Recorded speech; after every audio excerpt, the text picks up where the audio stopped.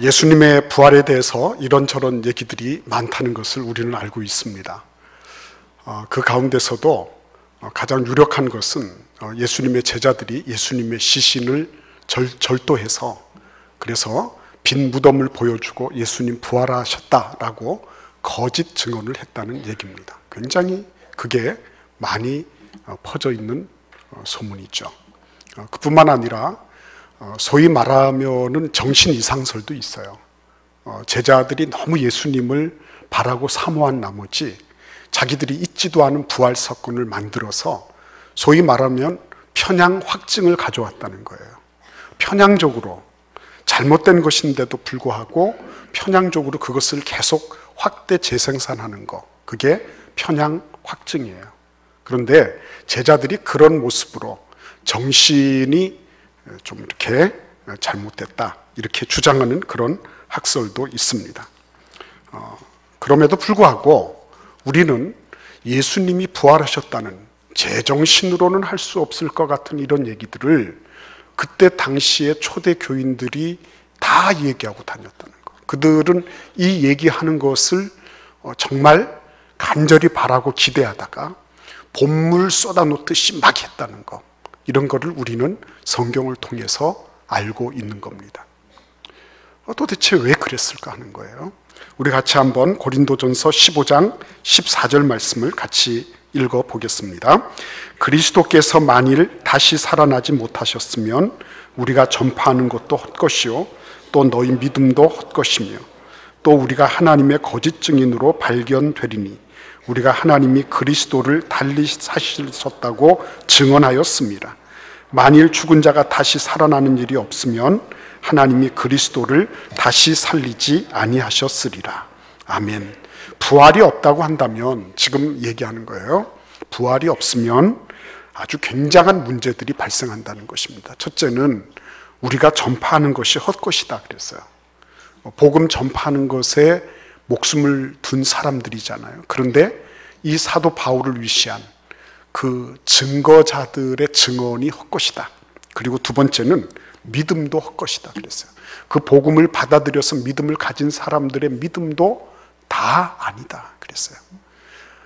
여러분, 우리가 이 믿음 하나 가지고 사는데 믿음이 없다고 하는 거는, 이거는 온 천지가 그냥 슉 하고 증발된 것보다도 더 엄청난 일이에요. 그뿐만 아니라 뭐라고 말하냐면 우리가 하나님의 거짓 증인으로 발견될 것이다 그랬어요. 왜냐하면 있지도 않은 일을 하나님의 이름을 빙자해서 얘기를 하니까 거짓 증인이죠. 그러니까 그 거짓말 때문에 다시 벌을 받을 거예요. 2중 3중의 벌을, 죄를 짓는 것과 다름이 없다 그런 것입니다. 그러니까 여러분, 이 부활 사건에 대해서 가지는 그런 비중이라는 게 이게 얼마나 큰지를 우리는 알 수가 있는 거예요. 그냥 예수님 부활하셨어, 뭐 여러 가지 많은 절기 가운데 우리는 부활절 절기를 보내고 있어, 그래서 부활절 헌금하면 돼, 이런 식의 생각을 하는 것과는 천양지 차이가 있는 거죠. 여러분, 왜 그랬겠습니까? T.S. 엘리엇이 그랬죠. 모든 것은 끝으로부터 시작한다고. 그렇죠? 끝으로부터 시작하는 거예요. 우리가 무엇을 하든지 끝을 바라봅니다. 교통수단을 뭐 타든지, 안 그러면 어떤 일을 할 때 끝에 어떤 결과가 있을 것이냐, 이거를 보고 출발을 하는 거예요. 그런데 이 제자들은, 이 얘기를 하고 있는 그런 제자들은 끝에서부터 출발하는 거예요. 예수님이 언제부터 어떻게 했냐, 과학적으로 실증을 하고 검사하고 뭐 테스트를 하고 이래서 예수님이 베들레헴에 진짜 오셨냐 안 오셨냐, 뭐 이런 거 저런 거를 다 따지고 예수님의 유적지를 찾아다니고 하는 이런 시작으로부터 시작된 것이 아니고 이들은 끝에서부터 시작됐어요. 그게 맞는 말이에요. 왜냐하면 끝을 제대로 봐야지 출발도 제대로 할 수 있는 거니까. 내 인생의 끝을 제대로 볼 수 없다면 사는 것도 삐뚤빼뚤할 거예요. 방황할 거예요. 여러분, 목적지 없이 버스를 타든지 비행기를 타든지 이렇게 해보세요. 그런 거는 어쩌면 다시 갈아타면 될 수 있어요. 그러나 내 인생이 마지막에 어떻게 될지에 대한 확증도 없이 그냥 지금 살아야 되기 때문에 살고, 먹어야 되기 때문에 먹고, 내가 직장 안 다니면, 안 그러면 내가 무슨 일을 안 하면 우리 가족들이 건사가 되지 않으니까 그래서 내가 살아간다. 그거는 너무나 서글픈 거예요. 그분은 정말 항상 차를 딸 때마다 나는 목적지 없이 차를 타고 있는 사람이구나 라고 그렇게 생각해도 틀림이 없는 거예요. 그래서 여러분, 이분들이 지금 부활 사건에 대해서 만약 예수께서 다시 사신 것이 없으면 이거 전하는 거 다 쓸모없는 거고, 믿는다는 거 이것도 아무 소용이 없는 거고, 더더군다나 이것은 하나님 앞에서 큰 죄를 짓는 것이다 라고 이들은 지금 말하고 있는 장면을 우리가 잘 봐야 되는 것입니다. 그래서 여러분, 우리는 지금 이 말씀을 통해서 오늘 말씀은 너무 끔찍하죠. 그죠? 너무 끔찍한 겁니다. 여러분, 이런 말씀이 막 성경에 있다고 하는 거는 끔찍한 거예요. 여자들은 자기의 죽은 자들을 부활로 받아들이기도 하며, 어떤 이들은 더 좋은 부활을 얻고자 하여 심한 고문을 받되 구차히 풀려나기를 원하지 아니하였다 그랬어요. 그리고 여러분, 어떤 이들은 조롱과 채찍질 뿐 아니라 결박과 옥에 갇히는 시련도 받았으며, 돌로 치는 것, 톱으로 켜는 것, 시험, 칼로 죽임을 당하고, 양과 염소의 가죽을 입고 유리하여 궁핍과 환난과 학대를 받았으니 그들이 광야와 산과 동굴과 토굴에 유리하였다 그랬습니다. 의식주에 대한 보장이 아무것도 없었어요. 그들은 정말 초계처럼 목숨이 경각간에 달려있는 그런 존재처럼 살았다고 말하고 있는 것입니다. 이 모든 사건의 출발점이 어디라고요? 부활 사건이라는 거예요. 예수께서 죽으시고 부활하셨다는 그 사건이 출발점이 되었다고 하는 것입니다. 근데 여러분, 이 부활 사건에 대해서 도마라고 하는 12명의 제자 가운데 한 사람은 아주 보기 좋게 예수님을 의심했습니다. 그래서 예수님이 나타나셨는데 자기는 그때 없었어요. 그래서 제자들이 예수님이 부활하셔서 우리 가운데 나타나셨다 그러니까 무슨 그런 소리를 하냐 그러면서 그의 손에 못자국을 보며 내 손가락을 그 못자국에 넣으며, 왜냐하면 못 박혔으니까요, 내 손을 그 옆구리에 넣어보지 않고는 믿지 않겠노라. 옆구리에 창으로 옆구리 찔린 것을 이 도마는 알고 있었어요. 그래서 요한복음 20장 25절에서 그렇게 얘기했는데, 여드레가 지난 후에 예수님께서 도마에게 나타나셨습니다. 그리고 도마가 했던 말을 그대로 하십니다. 내 손가락을 이리 내밀어 내 손을 보고 내 손을 내밀어 내 옆구리에 넣어보라, 이렇게 말씀하십니다. 그리고 뭐라고 말씀하세요? 믿음 없는 자가 되지 말고 믿는 자가 되어라. 보지 않고 믿는 자는 복되도다, 이렇게 말씀하시고 있는 것입니다. 여러분, 거기에서 도마가 이런 대답을 했습니다. 우리 요한복음 20장 28절을 읽어보겠습니다. 도마가 대답하여 이르되 나의 주님이시요 나의 하나님이시니이다. 여러분, 이게 놀라운 얘기잖아요. 믿음 없는 자가 되지 말고 믿는 자가 되라. 그러면 목사님, 예수님 죄송합니다. 내가 이렇게 실수했습니다. 머리 긁적이면서. 그래서 예수님께서 손을 보여주시고 옆구리를 보여주시니까 이제부터 믿겠습니다, 이렇게 얘기하는 게 상식적이에요. 그런데 도마는 그렇게 얘기하지 않았습니다. 바로 나의 주님이시고 나의 하나님이시다라고 말하고 있었던 것입니다. 그러니까 지금까지 도마가 했던 건 뭐였죠? 그 객관적인 사실을 검증하고 싶었던 거죠. 그런데 예수님이 나타나셔서 그 사건을 딱 얘기를 해주시니까 객관적인 것에서부터 어떻게 된 거예요? 이게 물리적으로 예수님이 부활하셨다 안 하셨다 이런 거는 이제는 문제가 될 게 없었어요. 이제는 뭐가 문제가 되는 거예요? 그것이 나에게 어떤 의미가 있느냐 하는 것이 훨씬 더 중요했던 거예요.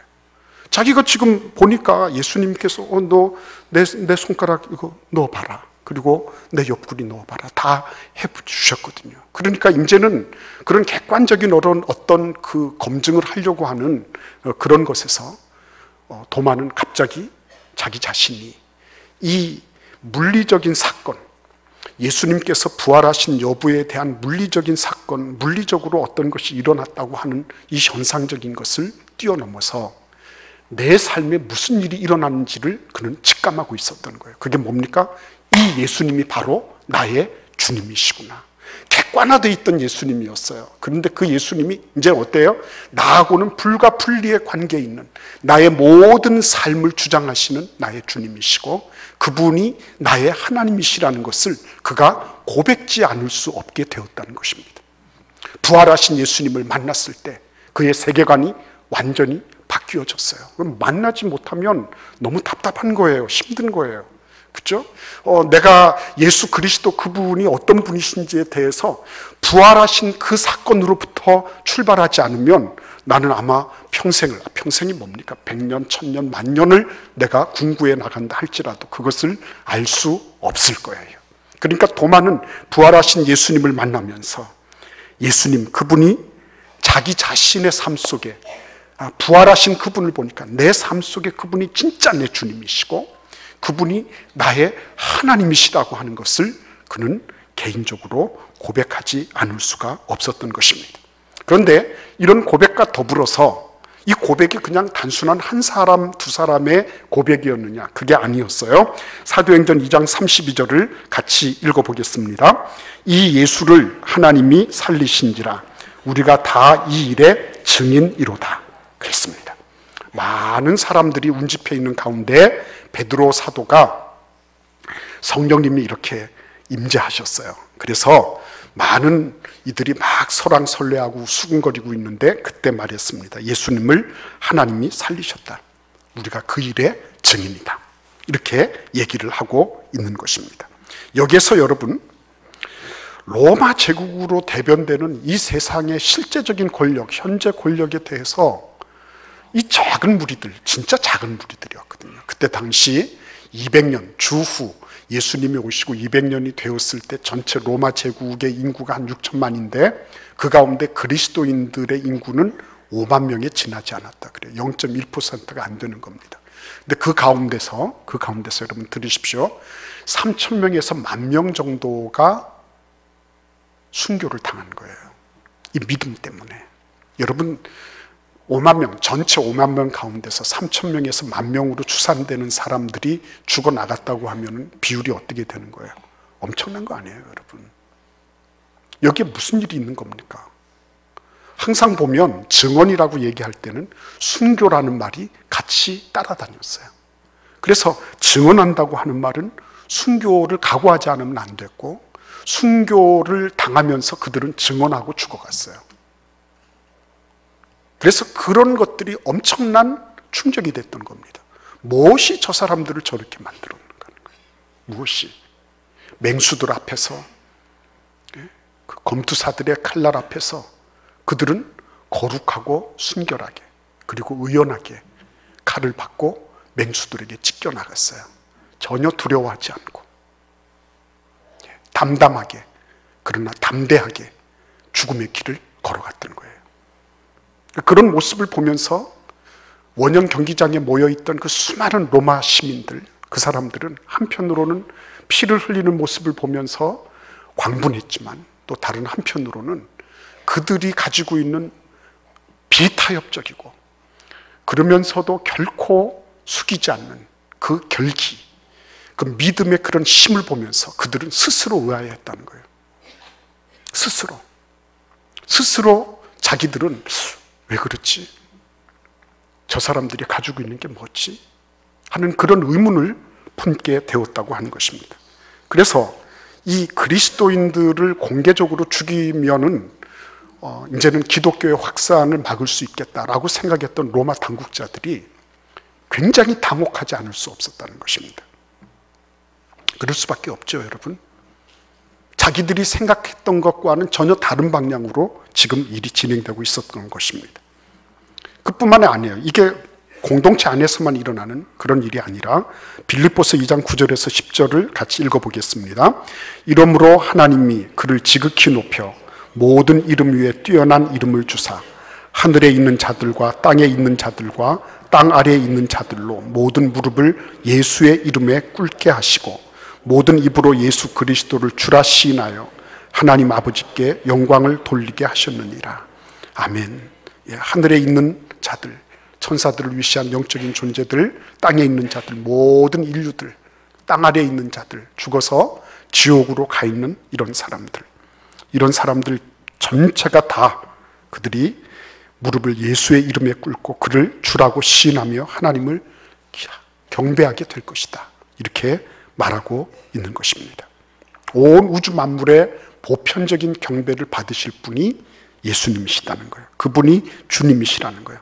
살아있는 자들, 죽은 자들, 그리고 하늘에 있는 모든 영적인 존재들, 영원 전부터 영원 후까지 존재하는 모든 피조물들이 예수님을 주님이라고 고백하게 될 것이라고 하는 거예요. 내가 믿든지 아니 믿든지 납득이 되든지 아니 되든지 그거는 그렇게 중요한 일이 아니에요. 예수님이 그의 하나님의 아들이시고 모든 인류의 주님이시라고 그렇게 선포하고 있는 것입니다. 그렇기 때문에 죽음이라고 하는 그 자체가 그렇게 소중한 문제는 아니었어요. 이 사람들은 죽어나갈 때 그때 사형을 집행하는 사람들에게 죽음 말고도 이보다 더 훨씬 중요한 가치가 있고 이보다 더 엄청난 가치가 있다는 그런 느낌을 줬다 그랬어요. 이거 목숨보다도 더 중요한 게 있네. 그런 느낌을 준 거예요. 그리고 그 사람들은 자기가 그렇게 죽어나가는 거를 영광스럽고 그리고 그것을 한없는 그런 은혜로 알았다는 거예요. 내가 지금 예수 때문에 죽고 있구나. 내가 예수 때문에 손해보고 있구나. 내가 예수 때문에 여러 가지 말 못할 아니면 억울한 그런 일을 당하는구나. 그래서 이건 정말 못하겠다. 이게 아니었어요. 예수 그리스도로 말미암아 내가 그분의 이름으로 죽을 수 있는 것은 예수님을 위해서 가장 귀하고 그리고 가장 가치 있는 영광스러운 일이라고 그들은 생각하고 있었다고 하는 것입니다. 그래서 2세기 신학자이면서 변증가인 저스틴, 순교자 저스틴이 있습니다. 그는 로마에서 여러 명의 그리스도인들이 잔인하게 처형당하는 모습을 보면서 그리스도인이 된 사람이에요. 나도 저들과 같은 용기, 저들과 같은 죽음 앞에서도의 평안을 나도 누리고 싶구나. 그렇게 감동이 됐어요. 그리고 그 비타협적인 확신을 가져온 신앙이 뭔지 알아보고 싶었던 것입니다. 그래서 그는 예수께로 돌아온 후에 이렇게 회고하고 있습니다. 검으로 처형을 당해도 십자가에 못 박아도 사나운 맹수에게 던져줘도 사슬에 매여도 불고문과 온갖 고문을 당해도 우리는 예수는 주라 고백하기를 포기하지 않았습니다. 모든 사람이 이것을 알고 있습니다. 오히려 우리가 더 많이 박해받고 순교당할수록 계속해서 더 많은 사람들이 예수의 이름을 통해서 신자가 되고 하나님을 두려워하는 사람이 되었습니다. 예수님이 주님이시기 때문에 그분이 나의 생명뿐만 아니라 나의 죽음뿐만 아니라 그 이후의 삶, 영원 전부터 영원 후까지를 주재하시는 주님이시기 때문에 그분 주님께서 나를 오라 하시면 나는 얼마든지 가겠습니다. 여러분, 이때 당시에 로마 황제가 너무 심한 것을 요구한 건 아니에요. 기독교인들에게 너희들이 믿는 신앙을 내가 인정해 주겠다. 그러니까 내가 숭배받는 걸 너희들도 인정해라. 황제에게 큐리오스라고 하고 주라고 얘기하고 황제에게 마땅한 예의를 갖추면 너희들은 죽음에 던져지지 않아도 된다. 이렇게 얘기했었어요. 그들은 많은 진리에 이르는 길은 많은 길이 있는 거다. 그러니까 꼭 너희들 것만 고집하지 마라. 너희들이 그것을 인정해 준다면 우리도 너희를 인정해 주겠다고 하는, 소위 말하면 다원론적인 그런 철학과 사상의 도전도 많이 받았던 것입니다. 그러나 오직 예수님만 나의 경배와 찬양을 받으실 유일한 분이시라고 그들은 계속해서 담담하게, 그러면서도 담대하게 얘기하며 죽어갔던 것입니다. 여러분, 이러한 믿음의 배경에는 무엇이 있습니까? 예수님이 주님이시다. 그리고 그 주님이신 예수님은 죽음마저도 지배하시고 통치하셨다. 그 죽음마저도 지배하시고 통치하신 그분이 내가 지금 당하고 있는 진리의 길을 걸으면서 당하는 고난과 박해와 죽음마저도 부활의 아침에 다시 나를 일으켜 주실 것이다. 나는 이 비진리에, 거짓에 타협하기보다 진리에 나는 죽겠다. 그와 같은 믿음과 확신을 가지고 있었던 것입니다. 1919년 3.1 운동이 일어났을 때 당시에 우리나라의 인구는 1.4%가 그리스도인이었습니다. 그 가운데서 감옥에서 죽은 사람들, 감옥에 들어가서 숨진 사람들 가운데 3분의 2가 그리스도인이었습니다. 이들이 왜 그렇게 했을까요? 예수가 주님이시니까. 그분이 삶과 죽음과 영혼을 통치하시고 지배하시는 하나님이시니까. 그리고 그분의 길을 따르는 것은 가장 영예롭고 영광스러운 길이었습니다. 오늘 예수께서 부활하심을 통해서 이 모든 어그러진 인류의 뒤바뀌어진 엉망이 되어 있는 인류의 질서를 바르게 잡으시고, 예수님이 참된 주님이시다, 그분의 통치와 지배를 받는 것이 참된 평안과 기쁨과 감사가 있는 것이다, 그분에게 지배받을 때 그때 개인이 살고 나라가 살고 가정이 살고 역사가 바뀌더라 하는 것을 부활하신 예수께서는 그를 따르는 자들을 통해서 지금도 증언하고 계신 것입니다. 여러분은 누구를 지금 따르고 있습니까? 누구의 지배를 받고 계십니까? 부활하신 예수 그리스도의 지배를 받는 것, 그분의 통치를 받는 것처럼 우리가 목숨 걸고 지켜야 될 가치가 또 어디 있겠습니까? 자그마한 작은 이익 때문에, 조그만 욕심 때문에, 정욕 때문에 이것저것을 살짝 면피하면서 요리조리 거짓을 말하면서 그렇게 하면서 살아가는 그런 인생이 아니라, 끝을 바라보면서 마지막에 내가 정말 마지막에 내가 서야 될 그곳에서 아무 후회 없이 기쁨과 감사함으로 미련 없이 이 세상을 떠날 수 있다면 얼마나 멋진 생이 될까요? 그리고 그 이후에 성경대로 예수께서 부활하셨습니다. 성경대로 나도 첫 열매 되신 예수님을 따라 부활하게 될 것입니다. 이렇게 고백할 수 있다면 그 생은 얼마나 아름다운 인생이 될까요? 오늘 이 부활의 아침에 오신 여러분 한 분 한 분의 가슴 속에 예수님이 주님 되시고, 그분이 나의 전 생애를 통치하시고, 그리고 영원 전부터 영원 후까지 경배받으실 유일한 하나님이시라는 것을 확신하며 살아가는 그런 은혜가 있기를 기원합니다. 기도드리겠습니다.